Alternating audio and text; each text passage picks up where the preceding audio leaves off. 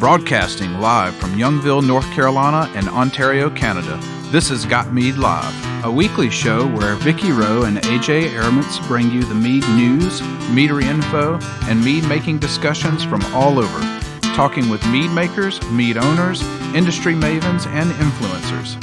This is Got Mead Live, a weekly podcast about mead and the people who love it and where the mead world is going. And now here are your hosts, Got Mead owner Vicky Rowe and mead and wine maker AJ Airments.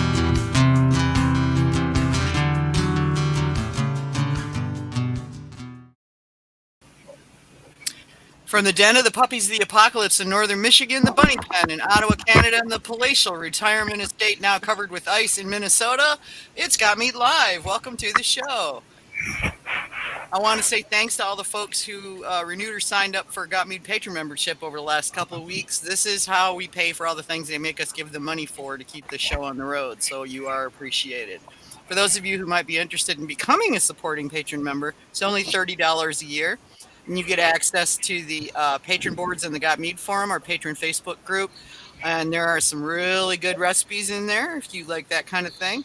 Even my Chamerlot pie mint is in there. So you can go sign up to be a patron at gotmead.com/community. You can sign up for free. And then if you wish to upgrade to patron, you can do it there. So again, thank you.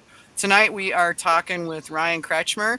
He is owner and mead maker at the up-and-coming Barbarian Mead near Philadelphia.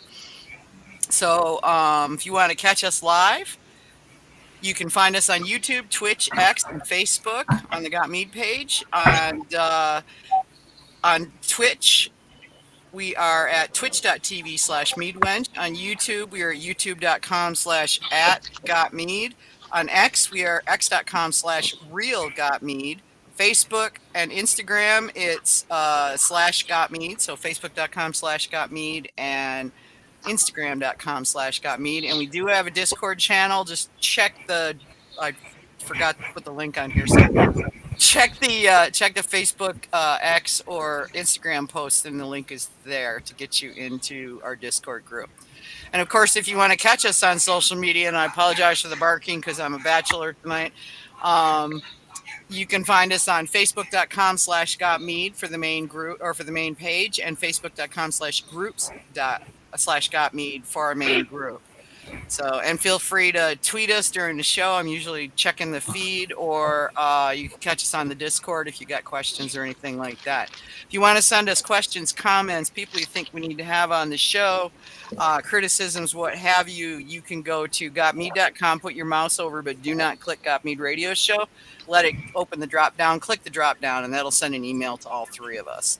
So it's really good. Want to do a shout out to our lovely sponsors. Discover Honeybrook Craft Mead with 2 Colorado locations to serve you. Visit our original Castle Rock tasting room and production facility, or our brand new Littleton Mead Cottage and Garden. Choose from our 20 taps of wonderful light and refreshing craft mead. Find us using your favorite map app, or visit us at honeybrook.com. That's HONNI brook.com. So let's get to the good stuff here. What are we drinking? Well, I'll start. I received a bottle from Ryan for the show. It's called Echoes of the Fallen Leaves, and I feel like he's putting me to the test because he did not include any information about this mead. So I'm going to put myself out there and give this a shot, and at the end, you can tell me if I got any of this correct. I'm sure you'll do great. Oh, we'll see. We'll see. All right. So this started out with a rather viscous pour, which was kind of nice to see, and medium high cinnamon and medium cherry. It smells like sweet cherry with something else in there that's spicy, kind of a sandalwood with a hint of white peppercorn. I have no clue what the honey might be. The spicing covers that up pretty well. It's somewhat hazy with a light red hue, almost garnet. It has medium-high sweetness with high acidity and very warming alcohol esters. Not quite hot, but leaving a lingering tingle on the tongue. Flavor matches the aroma perfectly. Still no idea what the base honey might be, but the finish has a little minerality and semi-sweet cinnamon and cherry. It's pleasant and enjoyable. How did I do? I should have given you a description. All right, where did I go wrong? What do we got here? Well, there's no cherry in there, but we call this kind of our fall campfire mead. The base honey is a bochet, a tropical bochet, but in the back sweetening, it's macadamia blossom, a little bit of orange blossom, and some dark miambo, just a hint of.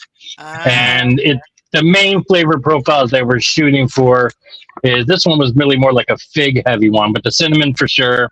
A little bit of dates, a little bit of raisins, some pecan tincture, which is usually where that hotness comes in.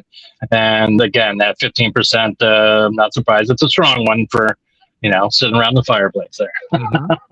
Okay. Well, that's the thing, when you go blind on these, it's what you perceive.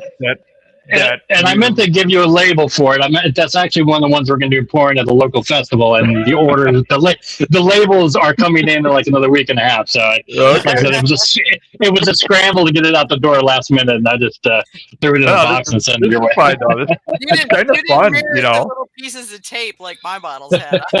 Right. Yeah, no, it's kind of fun to do these blind too, because it's surprising. You think you know what you're doing, and you get it all wrong. Yeah. Well, again, I can see where the cherry's coming in. I actually sent an early version of this out to Bill Boyer a little while ago, and he kind of gave a similar critique of, cinnamon forward. So this latest batch, I wanted to kind of lean into the figs, because last fall I was just, all about doing figs. And so this was fresh figs and dried figs kind of, coming into both ends. So this was supposed to be a little more fig heavy on this one. Cool. Okay. All right. Well, how about you, Vicky? What are you up to? I've got two of Ryan's meads here. The first one is a 13% sizer with banana. That was what was on the little sticky label that was on it. The aroma is light and banana-y, so you get that banana aroma like when you mash bananas. Flavor is there's a little tart apple, followed by lots of banana, long fruity finish. There's some honey in there. It's in the background. That comes in the finish as well. The finish is a little hot and lasts quite a while, actually. I'm still feeling it, and I had a sip a little bit ago. The other one I open is a pumpkin bochet, also 14%. This has a sharp, spicy aroma. Flavor comes across like I thought for all the world, like buttered sweet potatoes with cinnamon. So we're getting the sweet potato-y flavor with a cinnamon bite. Cinnamon continues into the finish, and that's where the honey starts to come in there. And it's got the finish is very pumpkin-y. Goal achieved. Yeah, a lot of pumpkin and a bit of spice in the finish. Okay, so how far off was I? You were good. We kind of discussed that a little bit before too. The pumpkin was a whole bunch of pumpkin, some sweet potato. Mm-hmm. I'm sure I love macadamia blossom, so especially on some of the darker bouchets, that kind of buttery, nutty finish. Yeah, just kind of love it. But I couldn't get my hands on pumpkin blossom when I did that batch, so I went to Jeremy at Flying Bee. I'm like, what was a good substitute? He recommended carrot blossom, and I went with that, and that kind of started with my whole kind of my current love affair with carrot blossom. So it's mainly macadamia and carrot blossom and that you're getting on the honey side there. Okay. That explains a few things, because carrot's got a very distinctive flavor. Yeah, absolutely. So, okay. Did I get it right on the banana sizer? Yes, that was probably last summer, so my memory's a little foggier on that one. Notes are in front of me. Yeah, I like I said, most of the new ones I kind of know. The ones from last summer, there's been some time there. I like using sizers as kind of a base where I'm not necessarily leaning on the apple, but I think it's kind of a fun vehicle to kind of get some other flavors across there. And I think that was a batch I broke down into like 3 or 4 different versions, and that was just one of the versions that kind of came out of that batch. Well, it's good. It's nice and clean. and yeah, it's worked out pretty well. Nice, thank you. And the banana is fun. It's of course, being banana, you got that residual cloudiness there, and there was a little bit of particulate matter in the bottle when I poured it, but it's banana. Yeah. I say banana is just a big pain in the butt when it comes to that. So It is, but it's so easy to get flavor across, and it's such a cheap fruit too that it's very convenient to use. yeah. People are going on about the carrot blossom in the chat. That's one I need to try. Yeah, I have to get. I don't know that I've got. I don't think I've got carrot blossom in my honey library yet. I'll have to get my hands on some. Yeah, it's a really interesting, one of my favorite ones coming out of Flying Bee. I mean, obviously like Meadowfoam, but Carrot Blossom has kind of changed my mind on some of that sound. Oddly enough, the first question we have for Nathan, I don't know where the hell that ringing noise is coming from, and I haven't been able to track it down. Something's open somewhere. The first question that Nathan sent of his usual collection was about carrot blossom honey, so we can actually get right into that if you want to. I mean, Before I don't that, have a whole lot. Yeah, before that, AJ. Yeah. What are you doing? Right, AJ. Yeah, sorry, sidetracked on carrot honey. Gosh, AJ, just smack me, man. I have got Kevin's MHBA Sizer, which I'm guessing is your Brewing Association Group Buy. Mm-hmm. And it's really nicely carbonated. I think the acidity balance is just perfect on this. And at swallow, there's this really major appley bite in the tongue that fades really quickly into just a really pleasant appliness. I'm not sure what kind of honey you use, though. Do you know what year that was? Which batch number? Batch number 56. Oh, okay. That's undoubtedly sweet yellow clover. Okay. I would not have recognized that because I've never had the honey. Oh, all right. Does it have a little cinnamon in the background? Maybe. Okay, because that's the honey that I get from Gibbons, and it's all from that 2019 year when he had such a fantastic crop. Yeah. Yeah, that makes sense. Yeah. Clover's a little hard to pinpoint. But yeah, and I'm not really that familiar with that one. But yeah, this is really nice. Kevin, how strong is this? How much of this can I drink? That one's probably about 12%. Okay, half a bottle. I'll double check it. I'll look at my notes here and I'll tell you in just a moment. I'll drop it in the chat. We don't need to talk about it here. Yeah, got one of Kevin's rare full ABV meads. Sorry, that's me trying to keep the many rabbit big meat. ones. No, you don't. Most of the stuff I've got from you is session level. Yeah. But yeah, so the first question that Nathan had was, tell us more about your unique experiences with carrot blossom honey for back sweetening and also for traditional show mead enjoyment. Well, like I said, this is a relatively that pumpkin batch I did. I want to say September or October, right before we just went through like a 4-long moving process. So I pretty much had to take 4 months off from mead making, and just have kind of gotten back into it full force over the last couple months or so. So I'm just getting my feet back into it. But the carrot blossom, I just finished a 5-gallon trad with it. Very interesting. I love it. It's kind of like earthiness, nothing at all like carrots, obviously, but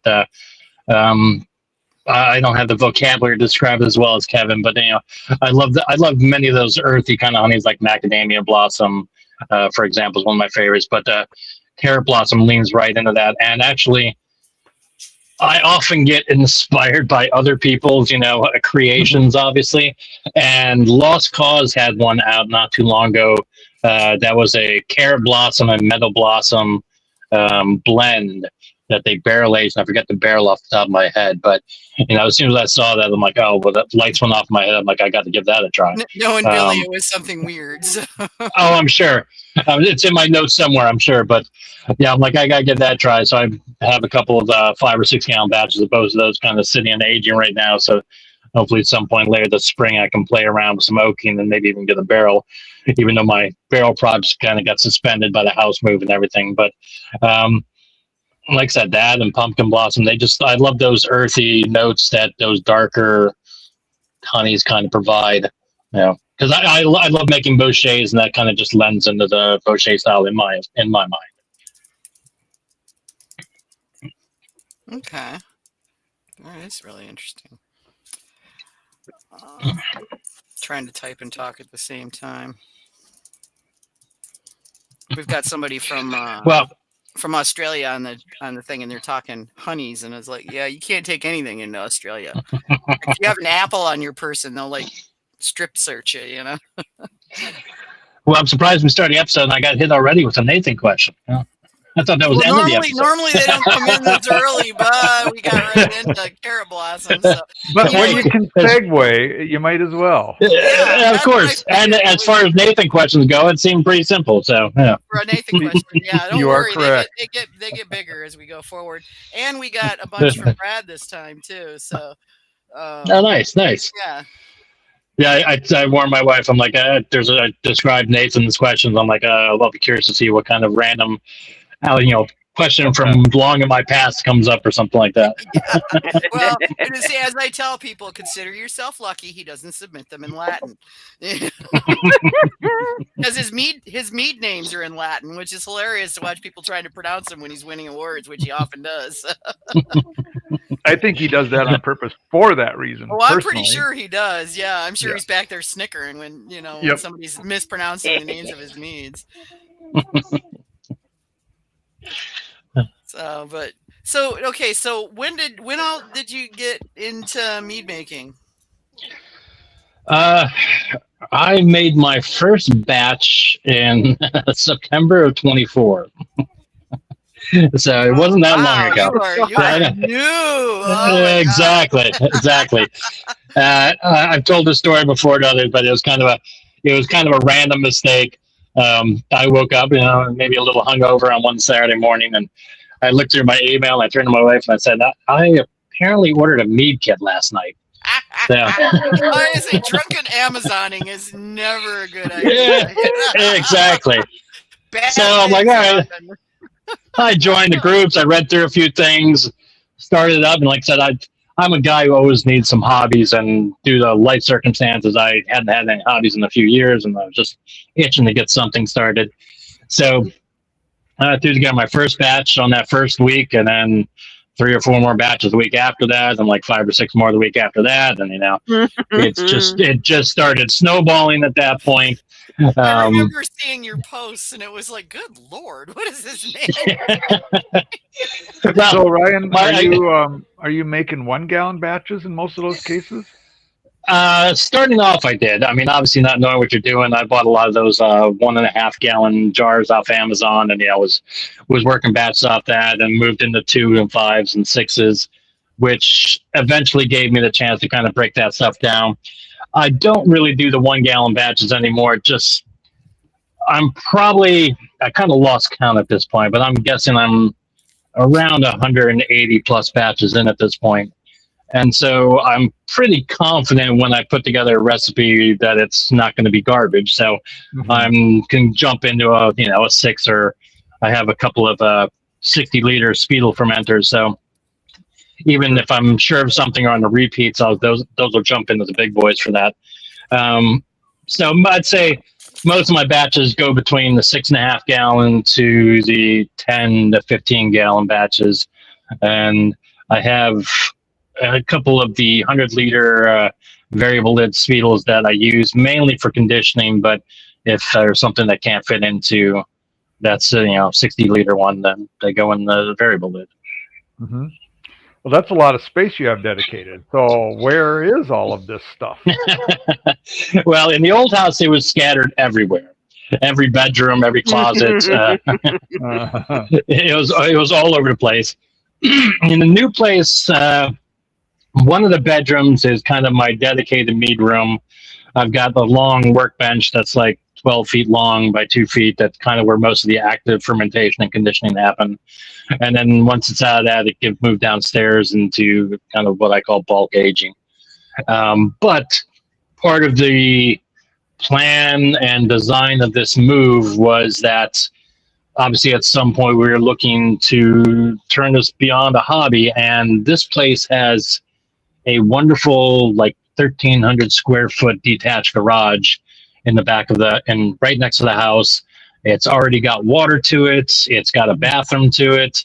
It's, like 35 by 45, 12 and a half foot ceilings. The guy who owned it before was, auto mechanic, car guy. So, great space. Already has floor drains, although I can't use them because they literally just go out to the yard. So when I go official, I'll need to reconfigure that into some underground tanks and such. But the goal is some point later this year to move all the mead making out into that space. It already has heat. It has some window air conditioners, which I have no idea how well they can, cool the space yet. But the propane heat on it did a pretty good job this winter, considering, as I mentioned, we were down to 0 degrees for a number of weeks around here. And I was keeping it like 55, 60, just make sure the water wasn't freezing up. And it stayed pretty well for most of the winter there. So it's. Are you in a place where you can serve out of that space then when it's on a personal property? That is unknown, and that's not really the goal initially. I mean, our goal would be just production. Okay. But ideally, we've also got a huge driveway and kind of spare gravel parking on too. Ideally, I would like permission to be able to have, for example, kind of monthly bottle events, whether it be sales or just, a bottle share sort of things. Obviously, we can do that on a private basis, but we'll have to determine local ordinances on what we can do with the property because we're already zoned residential and farming. So we're hoping that farming zoning is going to help us along a little bit here. So I have a zoning attorney that will help me once I need it to get to that point, but hopefully in the next couple of weeks, we're going to be taking steps with the local zoning and see where they stand and what steps we need to do to get to the next step. Mm-hmm. Okay. The goal is to be aim small, miss small. I'm not looking to, take over the world, and I don't want a separate location and tap room and employees and that huge financial burden of trying to run a tap room. I'm, looking to make mead for people who like it locally, and I've already got one of our favorite breweries of, obviously you never know until it happens, but we've got a tap open for you whenever you're official sort of thing. So, cool. So, fingers crossed. Yeah, no kidding. It'll be a long process. Now, I'm sure this year will be a learning experience in many ways. I know we're really big into the craft beer community around us locally, and if anyone who's into craft beer, you probably heard of Threat Beer. They're relatively new. They're just taking over local. They do distro only, but they're so good. They release on Thursday at 5:00 and they sell out 3 minutes later, sort of thing. Oh wow! Yeah, so it's just nonstop. But one of the owners there, I've known since he was early in the business, and since we first kind of started, into the craft beer world, and he's kind of said, I'll help you every step of the way if you need it. We'll, this shouldn't be a problem. All this, and so I have kind of a good potential person to help me along the way as we kind of go through this process. That helps. Indeed.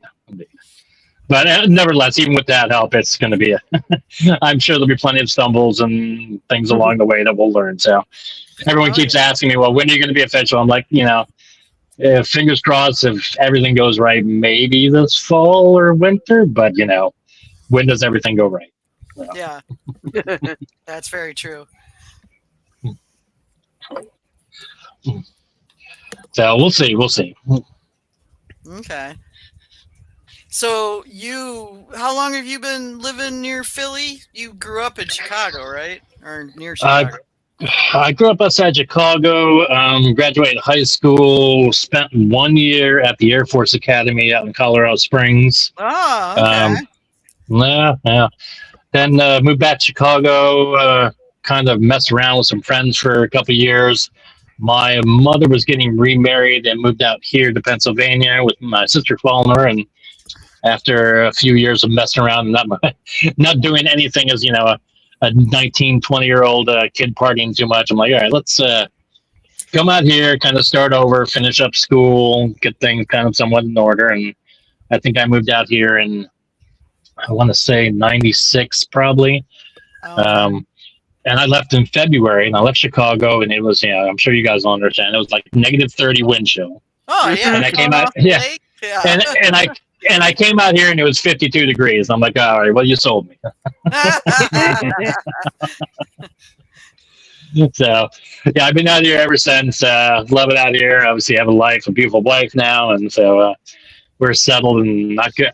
After this last move, I'm like, there's no way we're moving again, no matter what. You'll need to drag me out of this place.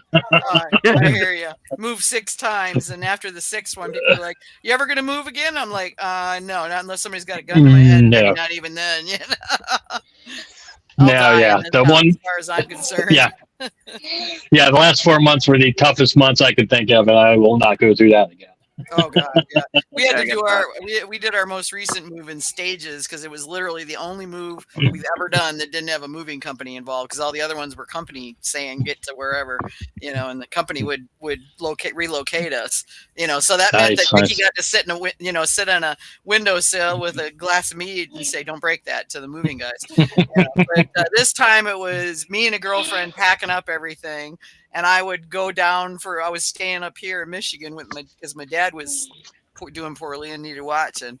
And John and I were both here. So I would drive down to North Carolina, spend a week sleeping on an air mattress on the floor, and pack up boxes for a week. And then I'd drive back. And then John would drive down with his truck and a trailer covered trailer we borrowed from a friend, and pack all the boxes in the trailer and bring them back. And then we repeated that like 5 times. And then the last time we went down, and we were fortunate that 3 or 4 of our friends were able to come by, and we had rented the biggest truck that U-Haul had, and we packed that sucker all the way full. And even then, still I left the washer and dryer and a couple of other good sized things. Oh yeah. Yeah, things in the garage. I mean, it's like, yeah, okay, we're tired now. We don't care anymore. I don't want to pack anymore. I don't care what's left in there. Whoever can have it, Told our friends to go through the garage and take whatever they wanted. Exactly. Well, we were fairly lucky in that respect. And then, I was a general contractor for 25, 30 years. So I had a 4-car garage that was, literally filled to the brim with materials and tools and etc. Yeah. So it was insane. And we kind of gave up some of them. Away from that when you could make a car payment with a piece of plywood these days, Yeah, no kidding. Oh, I walked away from it. Yeah.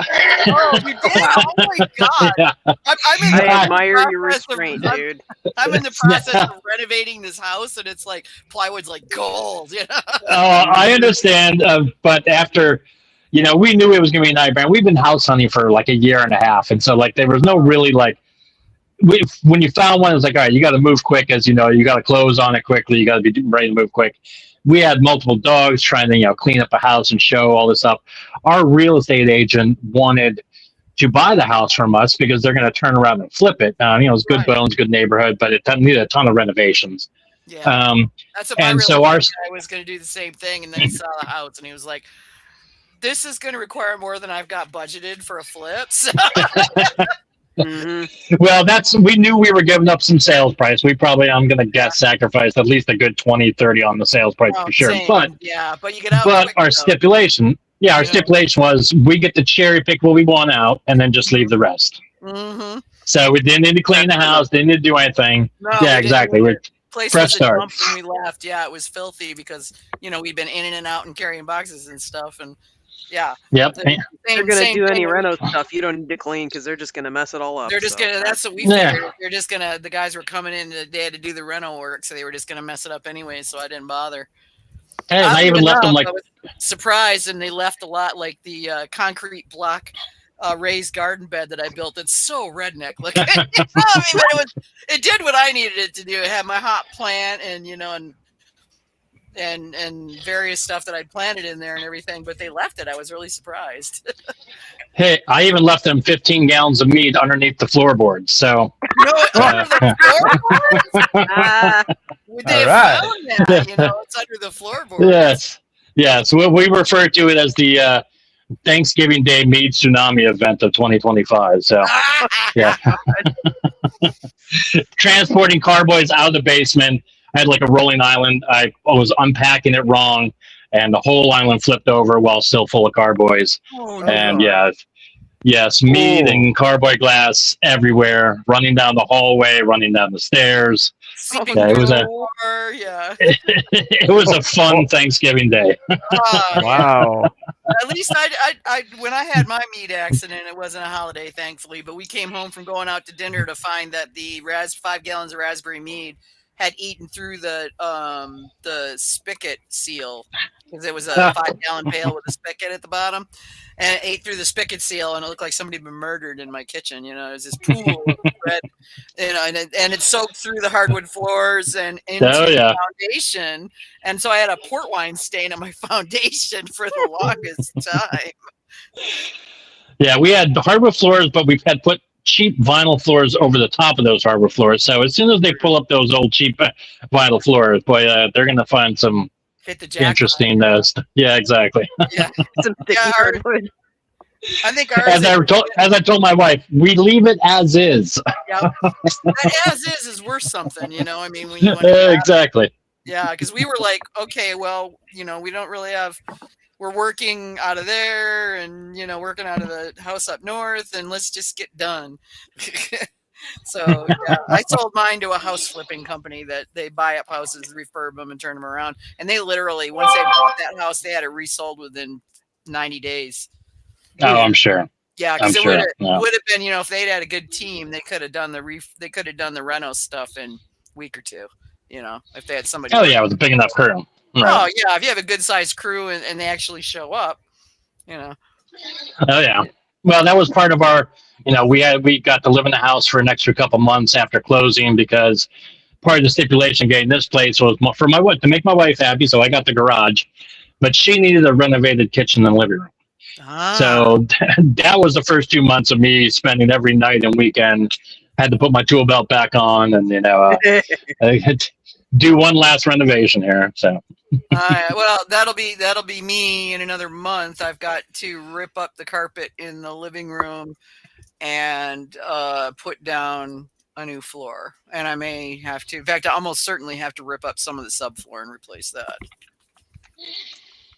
My dad got created with subflooring, and there's some places where it's just particle board. You get a drop of water on it, and you get a bubble the size of, you know, a basketball, and then it's kind of ridiculous. Well, anyone in the business knows once you start tearing into walls and floors, you never know what you're going to find. You never know what you're going to find. Yeah. I work on houses that were built around the turn of the century, not this century. Yep. Yeah, you never know what you're going to find behind the walls. Yeah. We found actually flooring. We found a newspaper from the 1940s. Oh my God! Nice. Over on the chat asking if you're involved with the NHC first round in King of Prussia at all. Maybe. No. Okay. No. Now, like I said, ever since from like September through December, end of December, give or take, I was just swamped. I was kind of hoping to get into Valkyries this year, but I just, you know, I got so overwhelmed with everything that I couldn't even get into that. I'm going to enter a couple local ones that are coming up here, Malt Madness, and there's another one that's local. I can't think of the name of, but several of the kind of beer fests I'm going to enter also have kind of judging aspects. They're not full-on competitions, but they have a judging round to them as well, too. So I'll try to get my feet wet in that, and I guess maybe at least get into Mead Madness, or was it Mead? Whatever the one in Oklahoma is in June or July. Oh, that's the Mead Stampede, I think. Is that there you go, Mead Stampede. Yeah, there correct. Mm-hmm. So hopefully I'll have my act together by that point. Like I said, there's the Malt Madness is near us. I'll probably be entering that mainly because I have to bottle up some stuff for an upcoming beer fest anyway. So I'll just bottle some of that and send those over as my entries. Yeah. Mm-hmm. Brad's tired. Bradley, don't worry. We'll get your questions answered. You'll just have to come back and listen to the recording. He's going to bed. I think he travels a lot for work. He does. So. Yeah. That's why it's not often he gets to be on this, listen to the show live. So. Well, I was gonna say I'm normally busy Tuesday nights. So you must be East Coast like me. I think so. No, Bradley's here. Oh, is he out your way? Oh, okay. So he's an hour behind us. So. Okay. Yeah, my wife was like, "Oh, so you guys are going to be talking and drinking mead and talking about mead tonight?" She's like, "Does that mean we get to drink?" I'm like, "Yeah." She's like, "So at like 6 o'clock, she's, you want to pour a drink?" I'm like, "No." I said, "You can crack your first drink at like 8:30, and then we'll go from there." There you go. So wow, 2024, and you're already cranking them out. And you said you made how many? How many meads did you make last year? 180, he kind of, said. yeah, Maybe. I'm north of 180 probably at this point. Holy I kind crap. of stopped counting after the first year, but I mean, as my wife would tell you, I'm obsessed. So there's nothing I do half-ass. I'm always doing something me related pretty much every single day of the week. So Wow. the one exception might be Friday evenings when we kind of our date night and we go out to the local brewery sort of thing, which is then my chance to bring out mead and share to other people, Right, etc. yeah, so just mead related. So no mead making, cleaning, bottling, but still kind of mead related. Oh yeah. To say anything where I'm going that I am not gonna get in trouble for it, I'll bring mead with me to share. Hell yeah! At this point, I've learned I just keep a cooler with me no matter whenever we go out anywhere because you never know who you're going to run into. You never know when you might need a bottle. So That's true. That's true. It is always on hand. Last Friday we were there, and the same guy who I was telling you about, Jim, who's the owner of Threat, he was there meeting one of the brewers from Twin Elephant. And, we had a separate room to kind of do some bottle shares. I'm like, well, this is my chance to introduce, some mead to him. And, got him a little sample pack to go. We brought out some bottles that were just kind of racked over. So always looking to share. Yeah. Spread the word. That's the thing. To get people. Absolutely. I've gotten 2 beekeeping clubs so far interested in mead and got to do a talk at the state beekeepers conference about mead and share mead. Right. So yeah, there's always someone that's who's either never had it or maybe had a bad experience with it, and that's your time to change some opinions. And I love changing opinions. I believe in being in mead evangelism. It's yeah, absolutely. Busting stereotypes is fun. Yeah, exactly. So, you don't like me? Well, here, try this instead. Tell me that. Yeah, no kidding. I was really lucky for a while. There was a kind of period, and I kind of won't go into where or who because obviously there was issues that kind of led me not doing that. But there was a while that I was able to kind of go to a local place, and I was pretty much just allowed to walk around and share me with whoever I wanted, sort of thing. And they were kind of open to that very generously until a certain someone kind of complained about that and had to shut it down. But I got to share me with countless hundreds of different people, which was a great learning experience, kind of learning what people like and what they don't like, and a great chance to kind of get the name out, which is one of the things that I love so much about these beer fests. Or yes, they're just people throwing back beer and give me your next drink sort of thing, but it's also kind of a great way to spread the word, and it's a great way to do market research too, because you get to determine, the people who I don't like me. Well, what did you come back 3 or 4 times for, et cetera, et cetera? What did you vote for in the People's Choice, et cetera? So it's each one you learn a little bit, something a little more about your demographic that you might be potentially shooting for. Yeah, I like that. That's pretty cool. It's a shame that there was that guy that decided to make it a problem. Yeah, it was a complicated family history going on thing that I won't get into, but it is what it is. So. But it was a great opportunity while I had it, and like I said, it kind of got me into the next phase and kind of forced me to change some of my recipes and what I present to people and how I present to people, and which kind of led to me, getting into some of those local beer fests. So everything one road leads to another. I thought it was cool when you were telling me that the beer festivals that you're going to have homebrew sharing areas, which I think is pretty cool. Yeah, it's fantastic.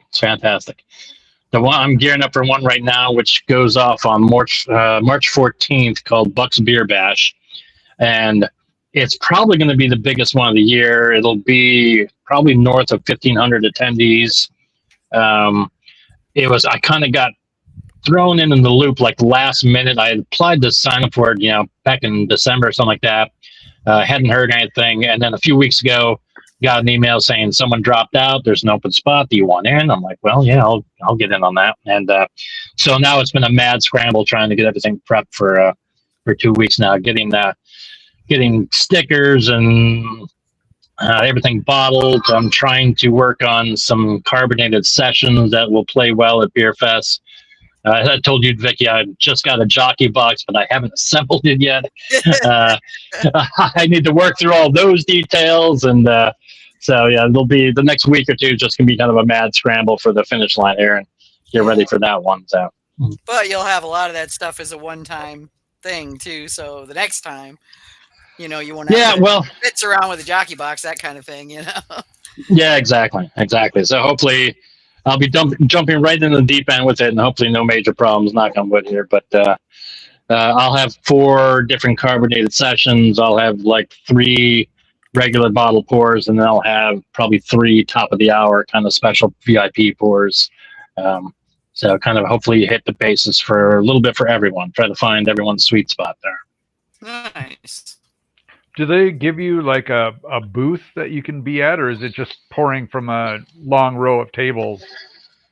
They give you a spot. So I believe they give you the table at this event, but you need to bring your own tent, your own table cover, all your own supplies beyond that point. But it's a standard 6 or 8 foot table that you get access to, and so. Mm-hmm. It's a fair amount, and like I said, we'll come hopefully packing with a little bit of everything, which is why I'm trying to get into these carbonated sessions, which I haven't really done in the past. I tend to like a fuller bodied standard strength mead myself, which is the range I tend to live in, but trying to get across body and flavor in a 6 or 7% mead has always been kind of a challenge. So you need to talk to Kevin. He's the king. He's the king of sessions. Apparently, I do. I don't know about the king part, but well, if you're not a king, you're a prince, because brother, I've run across. So all right, just don't make me kiss you for that, then, Kevin. Come on. All right, you can kiss the ring. Yeah. There we go. Yeah, don't pump up his ego anymore. It's he'll be insufferable at balance, Yep, that's true. I'm already insufferable, so a little bit more would really make it intolerable. Well, what we're trying to do for that fest is we'll have a dry hop blueberry and lemon session. We'll have a raspberry hibiscus. We'll have a cherry and pink peppercorn, which will also get dry hopped.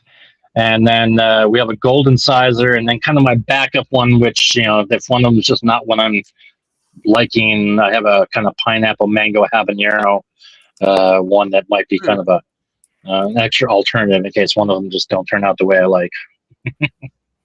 Both of those are always good combinations with habanero. Mm-hmm. Yeah. We have one that I call Barbarian Heat Wave, which is a 14%er, kind of along those same lines. Although I tend to not put enough heat in, apparently, because the hotheads are always like, well, we don't want it hotter, we want it hotter. Those who don't want heat are like, it's just plenty hot as it is. Yeah. So, I think you just got to lean into one or the other. Yeah, the pepperheads wanted to melt your face off, but I mean, realistically, it's about balance and construction. You right. You don't want the rest of us still like to have a nose when we're done. Yeah. Well, for me, I think one of the things I really look at, even like ordering cocktails, the amount of alcohol really accentuates the amount of pepper that you have. Yeah. Right. So, those two, they kind of stack on top of each other, which makes balancing them very tricky. It's actually a lot easier to do with a sweeter, lower ABV mead to get it balanced. Oh, really? Yeah. Well, hopefully that'll work in my benefit for the session style. Then. Mm-hmm. So I guess you're going to get Kevin's number so you can be going, hey. Well, I've got him on Messenger. I might send you a message, Kevin. Yeah, I think the next time I do that heat wave, I'll probably like I said, it'll be Not for most people, but I'll probably break off a gallon or two and make that just for the extreme hotheads, and I'll call that like heat wave on steroids or something like that. So Yeah. they We can, can turn it into a challenge mead. You know, like there like when you go to a restaurant, like a Mexican restaurant or what, you know, something, or a Thai restaurant, There you go. Yeah. and they have that. And don't ask this- for the American hot. Ask for Thai. Yeah, hot. no, but they turn it into a challenge. Like, you know, They do. you have to sign this release to have this chili. You know, all that kind of thing. Turn it into a little marketing deal to make it into a challenge. Yeah. Yeah, Well, make them sign a release so that if Actually, they the- jump off their face and they end up in the Yeah. hospital, it's not your fault, you know. I mean, one of those chip manufacturers did something like that, didn't they? They were making those super hot chips, and they created this they whole did. marketing I thing can't around remember it. the brand name, but yes, they did. I remember. Yeah, so Yeah. that's what you got to do. You could call it. We did. What'd you call? Okay, so what'd you say the name of the regular one was? Barbarian heat wave. Okay, so you could call it Ghost of Barbarian Heatwave. There you go. There you go. Well, I we don't did know if something. you're using ghost peppers or not, but you know.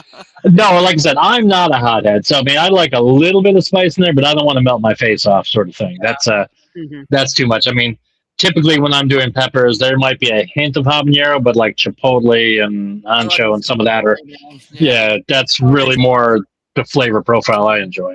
Well, But we did, to me, we did something like that with. I was gonna say we did something like that with our local brewery has a food truck called Los Gios, and we did the heat wave, and he kind of used it to spice some of his pulled pork and some of his wings on a few of the batches. That was kind of fun. Nice. So Nice. That's cool.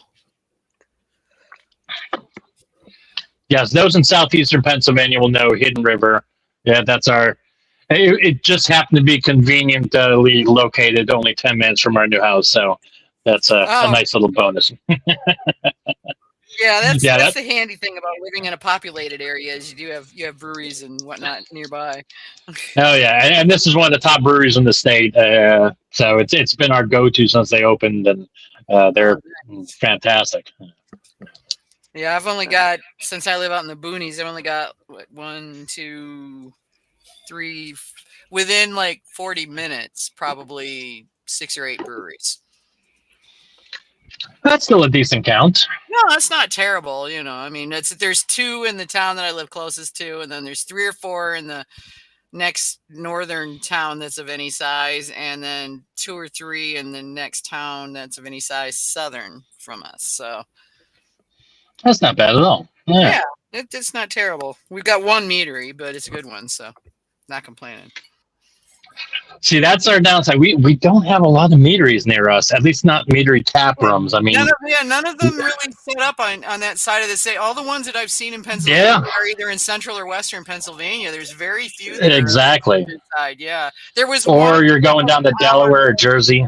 Yeah, there was one that was like an hour north of King of Prussia, if I remember right. Colony. Yep. Colony's up there, yeah. I did say. Yep. Yeah, because we had a Mead con out there actually at Colony, and so I was there, and then I went and visited Space Time and a couple of other ones. So yep.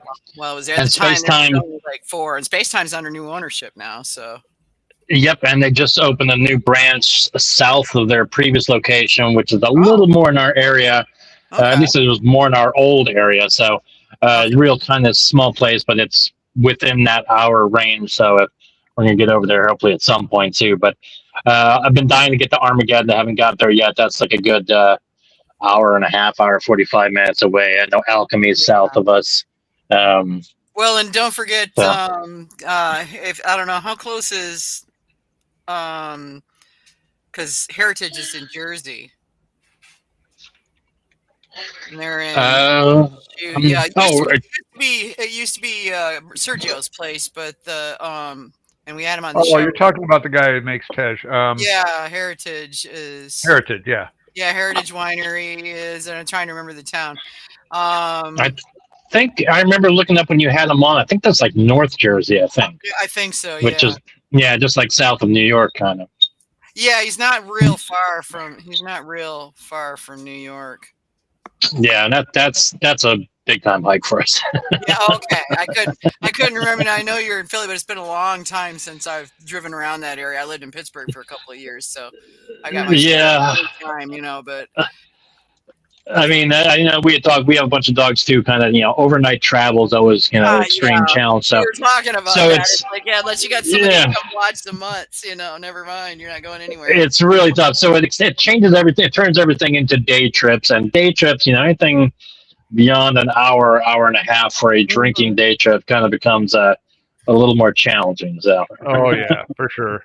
Yeah. Yeah, if you get a chance to get down to Armageddon, I have not actually been to the meadery, but I met those guys at a MeadCon a few years ago, and they make good mead.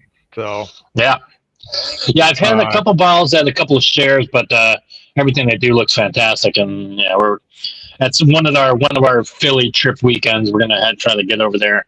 We used to go down the other half all the time there, but Armageddon's like another 45 minutes over the river, so it's just kind of a hike. But we will get there.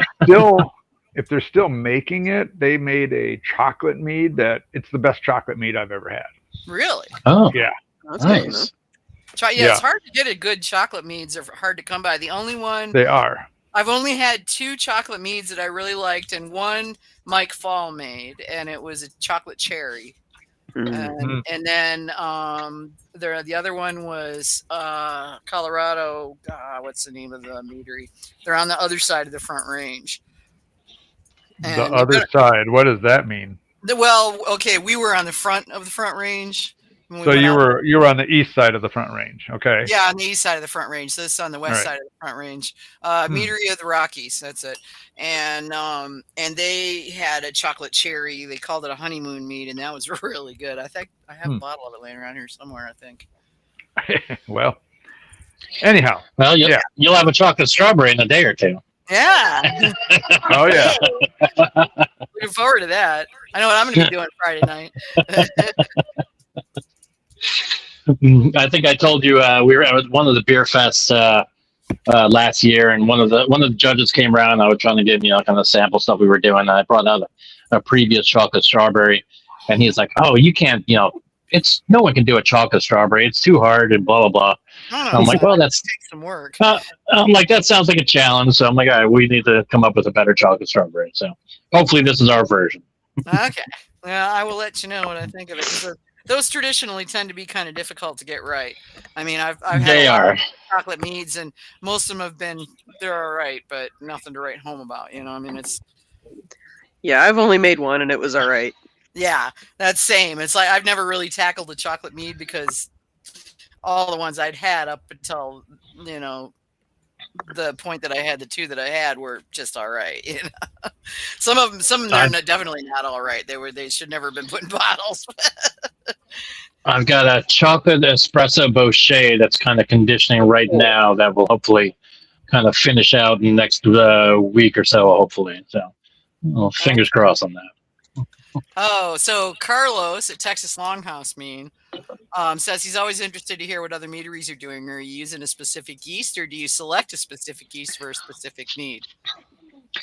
I definitely select it for the need, although at this point nowadays, probably 80 and 90% of it is within the Lelvin family. Well, that's easy enough to do. Yeah, exactly. I mean, there's so many choices just to pick from there alone. So it really kind of depends on where I'm going. I mean, obviously, berries are 71B to a lot of extent. Tropical Q23, DV10 for trads. Yeah, that's what we just did a trad in my class this weekend, and DV10 was what we used. Right. BM 4x4 is great for berries as well. Yeah, I love D254 for a lot of cherry stuff. BM 4x4 worked great for the piment that I did too. Oh yeah. I like a lot of piments. I like D254. Yeah.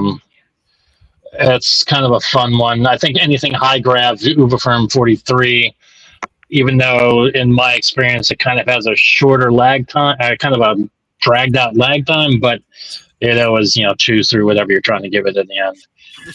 And nice clean finish to it. So, I mean, my whole philosophy with most things is make a simple, clean base that I'm sure is going to ferment clean and happy, stabilize, back sweeten, add extra flavor adjuncts at that point. That way I can hopefully avoid the old, oh, well, let it sit for 6 months or a year before it becomes drinkable sort of thing. Yeah. I like to be able to put my stuff out there right away. So keep your yeast happy, just like your wife, keep your yeast happy, and better mead, better life. So. Yeah. Yeah, it's at Carlos came back and said DV10, BM 4x4, D254, BA11, and QA23 are always in stock at the meadery. Yeah, I would agree with that. Like I said, 71B is always in stock too.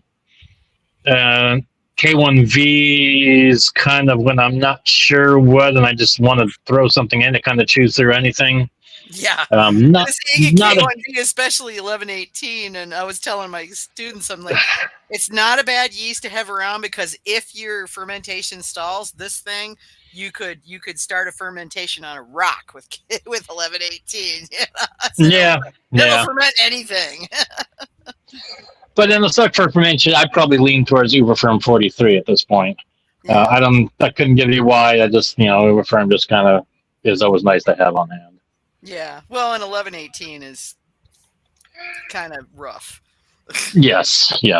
Comes at the traditional rocket fuel everyone's worried about. Right, yeah, and that's what I explained to him. Is like, you go for that high ABV, then more often than not, you're going to end up with a hot mead. Yeah. I have a blueberry and blackberry bochet right now cooking with Uberfirm 43. So that's that'll be like a 15-16% or so. That was an easiest choice. I got to get my stock back up. I'm down to like D47 and a couple packs of DV10. That's about all I got left. So I get the mead squared away, which your sticker's on now, by the way.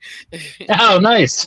Yeah, behind the bar, I've got a full size fridge. My dad was a kind of a picker and never threw anything out, so I've got like 3 refrigerators. Well, that was a nice bonus. In the new house, we got a giant oversized freezer to add to my freezer collection. So I know, isn't it great? Yeah, my dad had an upright freezer, and then he had a cheapo fridge that he'd picked up. So I took the cheapo fridge and put it out in the garage, along with our upright freezer. So those are out there, and then his upright freezer, our chest freezer, and another fridge that he had. I can't even remember where it started out at. That's in the basement behind the bar.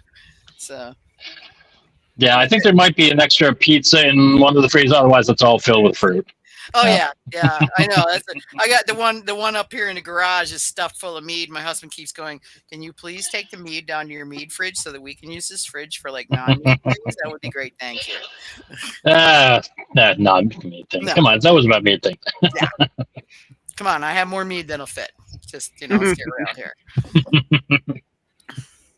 I keep all the canned stuff and just keep it right in the fridge. It's just easier. Absolutely. Yeah.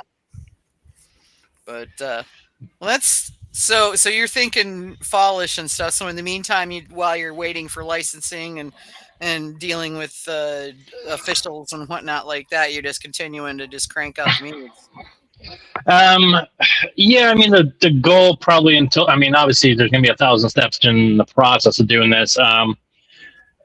Obviously once I get past local zoning will come the actual financial investment point where I will need to do some build out in the garage.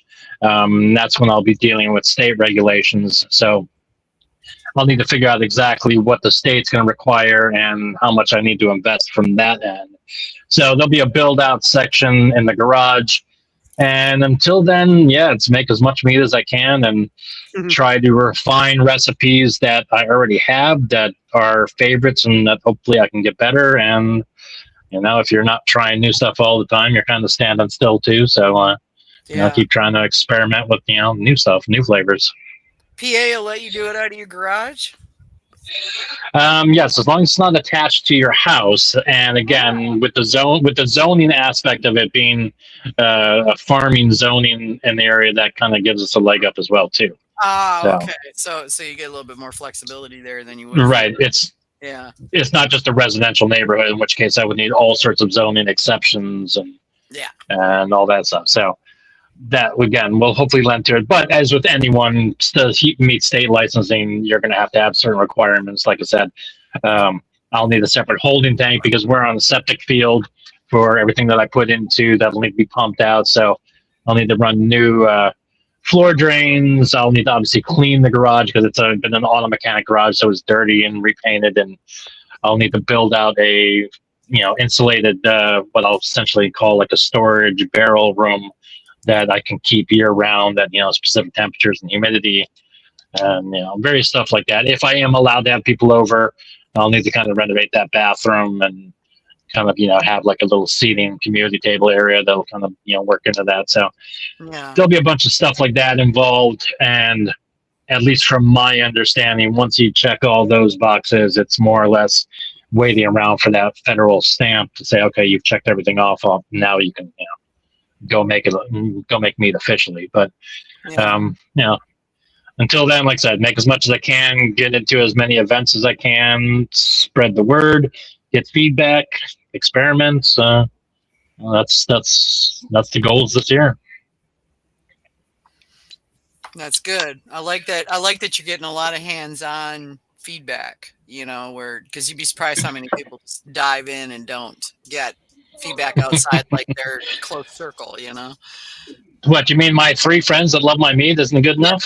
And your mom. And your mom. Yeah. My Mom says you make good mead. You should open a meadery. Yeah. Exactly. Tell My mom how much that's going to cost and watch her backtrack. Yeah. Exactly. I mean, that's like the old winery saw, right? How do you make $1 million with a winery? Start with $2 million. Start with 2. 2 million. Exactly. For meaderies too. Yep. Yeah. No, that's why I love these events. You get, again, I understand it's a beer fest, so you're getting people just slam stuff down, but you also get a lot of feedback from people, and most of these events do have judging rounds to them, which obviously I'm interested on the feedback with those. But and I'm pretty sure Carlos said this at some point too, but what I'm really chasing at these events are, if you want to win an award, it's People's Choice Award. That's those are the ones I kind of go after. Those are the ones you want, really, because exactly when it comes down to being open and selling your mead, judging at regular competitions, while insightful and helpful for helping you to make better mead, isn't necessarily going to tell you anything about what will people buy. What would they spend their money on? So, yep, yeah. People's Choice runs are the one I'm chosen. I'm lucky enough to hit a couple of thirds on the People's Choice. Hopefully this year I can improve on those. Hopefully, so. Okay. Like I said, this one will be a big one. So if I can score in the top 3 for this one, I'll consider that a victory. Mm-hmm. Especially when you're surrounded by breweries, and everyone's always like, "Well, we've already got one mead person there, and I don't want another one." It's like, well, come on, I won third at People's Choice here. You might need a second mead person. Yeah. So if you can win it in a bunch of beer heads, you can get in there. Well, then that's half the battle too, because that's also the world I live in. That's kind of a demographic that I think is a little bit untapped in the mead community, or those people in the beer community who are maybe not going to be full on mead heads, but they're just waiting for that introduction mead to get them on the path. And since that's kind of how I developed and started through this process, I think there's a lot more like me out there. So it's kind of an untapped demographic, in my opinion. Yeah, beer people it's interesting because beer people can be great or can be not so great. Oh, absolutely. Yeah, but that's true with any group, whether beer people, wine people, mead people. I mean, they all kind of have their insulated strong opinions about whatever beverage of their choice should be. So it all depends who you come across. I have wine people are incredibly difficult to convert as well. Everyone kind of has their thing, and I think one thing, and I've kind of mentioned this with other people before, like I'm sure you guys have said it a million times. People are like, "Well, mead's too sweet. Well, it doesn't have to be, etc., etc." But then you've also heard, plenty of mead owners saying, "Well, what sells is the sweet stuff, so they have to pay the they have to pay the bills, so they're pushing out the sweet stuff, which is what other people end up tasting, and the sweet stuff, which reinforces their opinion that I don't like the sweet stuff. I know. I can't tell you how many So- people I've talked to that say, "Oh, I don't like sweet wines or sweet anything like that. I prefer dry stuff." And they're the ones who come out of the meadery with an armload of the With- sweet stuff. Exactly. Right. Yeah, they would. It's what they take home. But Yeah. when they're Right. in the meadery, are they drinking the sweet stuff or are they drinking? Well, they're liking the sweet stuff because they. No, I understand. I'm not disagreeing. I'm not. Yeah. What I'm saying though is like when they're in a tap room or a meadery, what they drink is often very different from what they take home. Right. Oh, it can be. Yeah. Yeah. And I think the vocabulary is a little bit different too, because sometimes when people who aren't kind of initiated with mead or aren't in that community, even if it's not a sweet mead, but they taste honey, which is something obviously mead people love. But if they taste honey, they will say it's too sweet, whether it's sweet or not. Honey triggers a sweet. No, they might not have the vocabulary, the terminology kind of describe what they really mean with that. But honey forward also comes across as sweet to people who aren't, kind of in that mead community. Fair. So, Yeah, for sure. But I think too, there's like a level of sweet that almost everybody will agree is desirable or enjoyable. Yeah. And there's very sweet, which is certainly an acquired thing for most people. But if you get a mead that's in the 10-10 to maybe 10-20 range, most people are like, oh, that's like really nice. Yep. It's not too sweet. It's just enough. I mean, if you think about, for instance, beer, Absolutely. people always think beer is dry. Well, no, actually, most beer is not dry, not even close. Right. Not like dry mead is. It's not. Right. A dry mead's going to be at 1 or a little less even in many cases. Whereas beer is almost always going to be in the 1.008 gravity range or higher even. So it's pretty rare to get a beer that's below 10, 1008. I feel like it's got a lot more to do with balance. Oh, because I've made sure. meads and wines that at 1.010 were holy gods, that's too sweet. And then I've also had one that at 1.030, like I could use more sugar in that one. Yeah.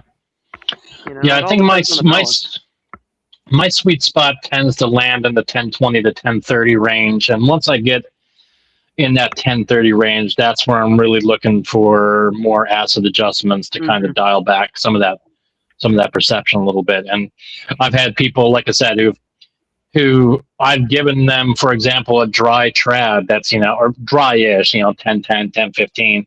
So that to that whole honey forward conversation. And they've turned around and been like, this is so sweet. You told me you were never going to give me sweet, what is this, so it's perception, but yeah, exactly. I think to Kevin's point, there's kind of that 10 to 10-25 range that most people can kind of agree on. And then, once you start getting north of that, it depends on how well you're balancing and how well you're, making those acids kind of balance out some of that sweetness. Yeah. I've also had a couple that had bitter elements that really needed more sweetness. And that's, I think, possibly why people think beer is dry. Because the bitterness sort of dries out your tongue. Mm-hmm. Yeah. Bitterness, tannin, acid, all that. Mm-hmm. Yeah. Yep. Yeah, you're trying to play all these things against each other and make them play together so that everything tastes good. Sure, and it's also a process of trying to walk people through that learning curve. Again, if you're trying to join a new demographic, you got to start them off with something that's not going to be aggressive or turn them off right away, and you can kind of work their way up from there. But the trick is you got to get them in the first place, and that's always the trick. So, and also, if you're trying to, how many times, Vicky, did you have somebody say what kind of wine they like? I like red. I like red and I like white. Yeah. Yeah, that was, and they would get it was like, okay, cool. All right, so let's take a look at it. And I had a selection of means that ranged from How about we try this? Yeah, 20% buckwheat traditional fortified to a super sweet apricot and cinnamon one, and and there was a whole bunch of stuff in between. 9 times out of 10, the people were like, "Well, I usually drink Merlots." So we'd be walking away with the sweet stuff after tasting everything. It's like, okie dokie. Then you don't really know what you like, but yeah, people don't know what they like. They just think they know. Well, that and like you're told that your palate's not sophisticated if you don't like dry stuff, so you Oh, I try know. to pretend you do. And The like, whole I gave the up whole on that wine shit. I just industry don't. seems to be centered around that you need to drink Merlots. It's like, I'm sorry, I think Merlot sucks. I don't like it. I've had Well- in my life, I've had 2 Merlots that I would actually spend money on a bottle for. The rest of them were crap. I've had a couple that I've enjoyed, but for Yeah. whatever reason, the profile worked for me. But like, if it doesn't for you, Well, that's good fine. one. Yeah, good one. They do, but most of the ones I've had were like, blah. What were you thinking? It's a great blending grape, though. It is. It is very much so. Well, I mean, the Chamerlot is Merlot grape and Chamberson. Both of them traditionally, dry wine grapes. Mm-hmm. So you can. Yeah, I think some of it is exposure too, though. A lot of those people you're talking to really have not had a lot of exposure to wines, fine wines in particular, but even a large variety of different varietal blends that they might have in the market. They haven't had any exposure to that. So yeah, it's hard for somebody to say and to know what they like because they just haven't had enough food experience to get there. They haven't. Yeah, exactly. They haven't had the exposure to it to know what they do like. But it's like kids, just, but picky eaters. Yeah, you make them try everything. They don't have to like it, but they got to try it. That was the rule. Right. You make them try everything, and then they grow up to be adults who explore and love all these different things. Mm-hmm. So. But isn't that kind of also the responsibility of the mead maker, whether business or if you're trying to present yourself to the crowd, no one likes to be told, well, you don't know what a good whatever tastes like. Oh no, that automatically turns them off. I just set them up with a variety and say, let's talk about these here. Let's try these and see what you think. Exactly. So that's the responsibility of because the vast majority of regular folks don't have a developed palate. They don't. They never needed to. I mean, it's just not something they've ever really thought about. It's not exactly. I mean, we're weird. I mean, we talk about things like, flavor profiles and stuff like that. It's a subset of humanity that is more focused on on taste. But a lot of people don't have the vocabulary either. Well, right, I absolutely. still don't have all the vocabulary I'd like, but yeah. But that's the challenge of a mead maker, whether you're having, a tap room or you're doing a pouring experience. Like, well, you don't like this? Well, let me walk you through this process and say, this is where we might start you at. And this is where, if you get them to like the first few, then they're going to be more agreeable and open to trying something that they would have turned their nose up, if you hadn't given them that the first run out. Yeah, don't start them out on the cherry chipotle. Get them going on something like maybe like a medium sweet trad or something, and something that's easy to get into, or a strawberry or something they're familiar with, Or exactly whatever you perceive that person when you find their likes. That's why in my mind sessions are a great way not only to give a low ABV version to people, but okay, what flavors are you gravitating to, and now let me walk you up to something else and see what you think of this. Yeah. It's a lot of fun. That's the big bonus with those tasting events is you get the opportunity to walk them through a bunch of samples. Mm-hmm. Absolutely. And you can do it pretty fast, which is great. No, I love them. They're, like I said, they're great market research and they're a great learning experience to not only learn what to do with mead, but you're learning about people and how they taste it. Yep. And it's not all about mead. It's trying to learn about what customers are going to do, whether they're your demographic or not. You're going to try to. You're going to learn something about them. And how can you make them your demographic? Well, and that's exactly. Yeah, I would say when I spent that summer doing tastings from my buddy that had a meadery up in the North Carolina mountains, I was down on the Piedmont in the middle of the state, and he'd give me like 20 cases of mead, and I'd just go to the farmer's market and do pouring, and it was fascinating, really. To see what people liked and what they thought they liked and what they ended up liking.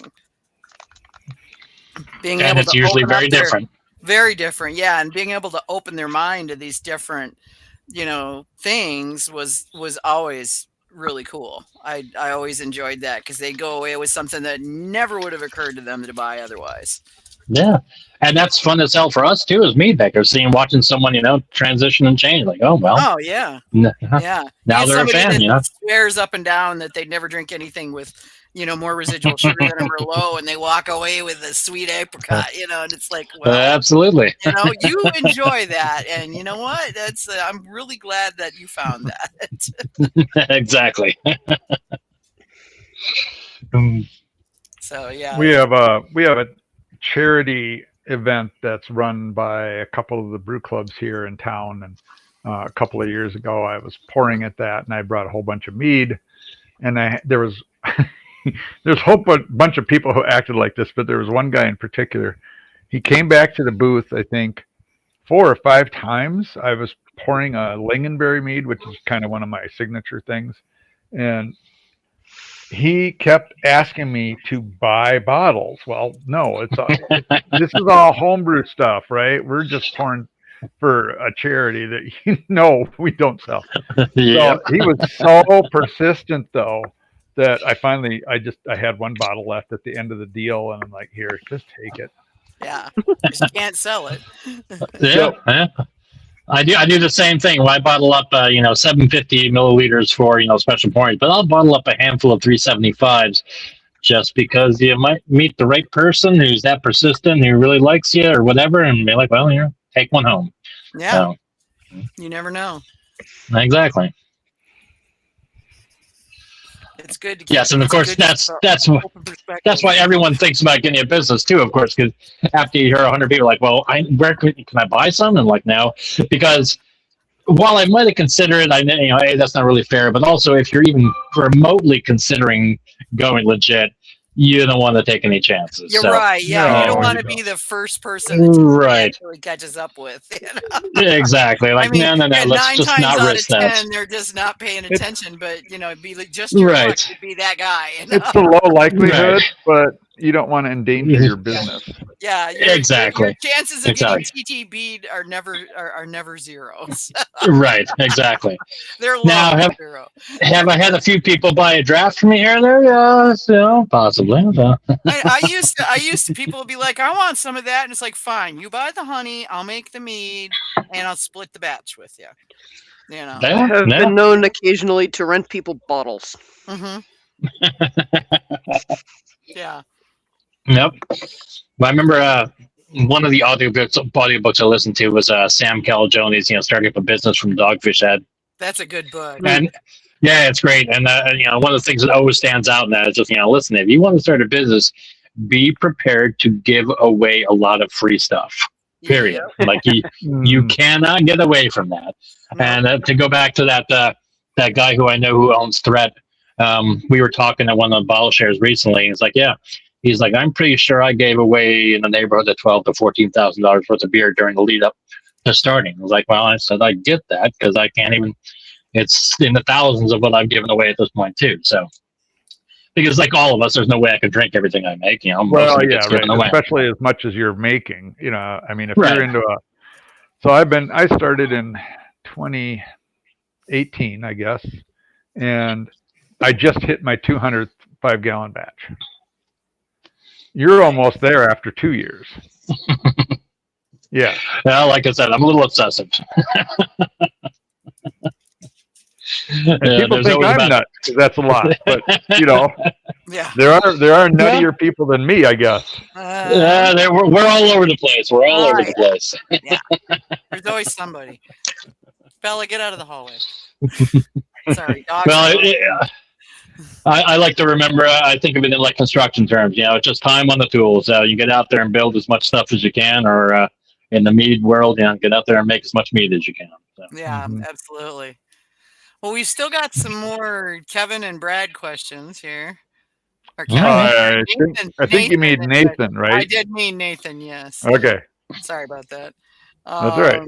Yeah, okay, so Nathan asks, your fruit and spice combinations are seemingly a one step further variation on a theme with the evolution of your meads. When it comes to mixed berries and stone fruit, what are the volume challenges you experienced in creating the right blends for highlighting 3 or more fruits in combination? Wow. Okay. Well, I knew he was going to stump me with one at least. Oh, yeah. Um, let's see if I can even decipher that. I would. I love, obviously, kind of monofruit meads, have their place, but I love uh, fruit blends. I mean, as you guys have said a million times, and I agree with you. If you're going to do a peach, well, you got to include some apricot in there. You want to do a pawpaw mead, I think some papaya needs to be in the equation. I want to highlight whatever's the main fruit that's maybe part of that thing, but there's going to be a backup fruit to it. Tonight, one of the meads I had was a very early cherry sizer, but it's not just cherries in there. There's also a hint of raspberry and pomegranate, which kind of helps accentuate some of that. Or for a strawberry mead, I'm going to add just a hint of cherry and a hint of dragon fruit just to kind of accentuate that fruit. So I guess when it comes to proportions, it's just kind of my gut instinct of where I want that profile to be. Do I want to lean strong into the primary fruit, or do I want it to be kind of a medley where some of these smaller fruits are just a kind of a background note, which may or may not get picked up? And maybe that's not always the intention, but the intention is hopefully to, even if you don't pick up those other fruits or spices along the way, you're hopefully at least picking up some layers and maybe some complexity along the way. That's the best way I can maybe answer that. Okay. My back sweetening list usually involves 10, 12, ingredients beyond. I don't think you're going to pick up all those 10 or 12 ingredients, but you're hopefully going to pick up some depth and some complexity on that. Yeah. Well, and that's actually the goal when it comes right down to it. It's not supposed to each one stand alone. It's supposed to be a symphony, Right. And that comes down to refining recipes. You make one batch and like, okay, well, I like where this came out, and this one, I didn't get any of this. And so next time you're going to try to, amp up that next one to kind of get it more in balance. Mm-hmm. Hopefully that answered them. Yeah. Well, there are no really right or wrong answers here. There's just the answers you come up with. So yeah, sure. I'm waiting for a Nathan question that asks me something from like the 6th grade or something. So Were you online in the 6th grade? Probably not. Okay, might be a little tough for him to do that then. Yeah. No, definitely no computers either. Yeah. Yeah. Okay, so here's another one. How does spice usually enter the picture to transform your expansion on these, such as the use of chai?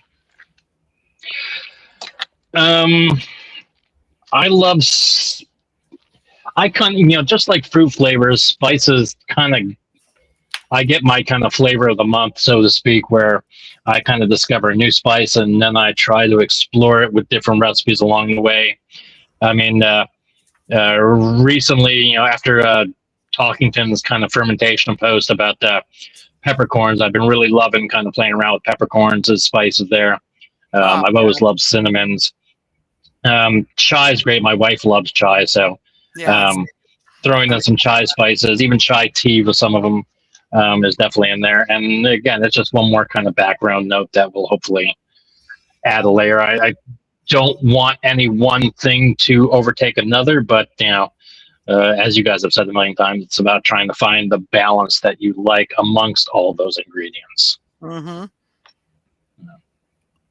Okay. All right, now we're gonna do. Let's see here. I'm gonna jump over to a Brad question here. Considering your penchant for complexity and layering flavors, what has been your favorite fruit to use as a base or starting point to build off of? I kind of guess going back to what I just said. I mean that I go in waves of what's my favorite fruit at the moment. Very recently, I've kind of had a love affair with pomegranates. Absolutely have loved them. One of the meads that I'm actually just did like a month or so ago that I'm going to pour at the special event. I'm calling it paws and pomegranates, but it's essentially raspberries, cherries, pomegranates, figs, a bunch of spices. But those pomegranates have been fantastic. And so as soon as I kind of realized how much I love those, I bought up every pomegranate I could find for like 2 weeks before they went out of stock. And so I've got bags of annuals in all the freezers. So hopefully, the local Aldi's is like cleaned out, huh? oh yeah. Like every day I'd come home with like another 20 pomegranates. And I was like, really? More pomegranates? I'm like, yeah. So when you ferment with those, do you leave the seeds in? Yeah, well, when I ferment with those, I pull all the seeds out when I process them. So I'm getting rid of all the pith. Okay. So I take the seeds out, I remove the pith, I freeze them. And then obviously like any other fruit, I'll either run it in primary or post, usually both in most cases. But yeah, I've got bags of annuals all over the place for those.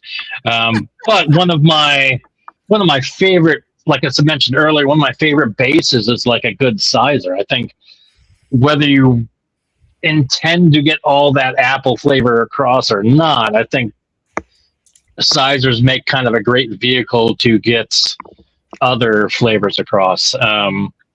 It's just, my opinion. I don't have any science behind that, but I love breaking down sizers into different flavors. Well, if you think about a lot of the processed juice beverages that you see on the market, right? The mass market stuff. There's two primary things that they put in there: Apple juice. Apple juice and white grape juice. And white grape juice, yeah. Yeah. And then they add 3% of whatever thing is on the label. Mm-hmm. Right. Makes sense. So if it's like Tropicana strawberry juice, it's apple juice with strawberry juice on top of it. Right. Oh, sure, that makes sense. Yeah. Well, it's to that effect, the pumpkin puree, right? Oh God, I hate that pumpkin puree.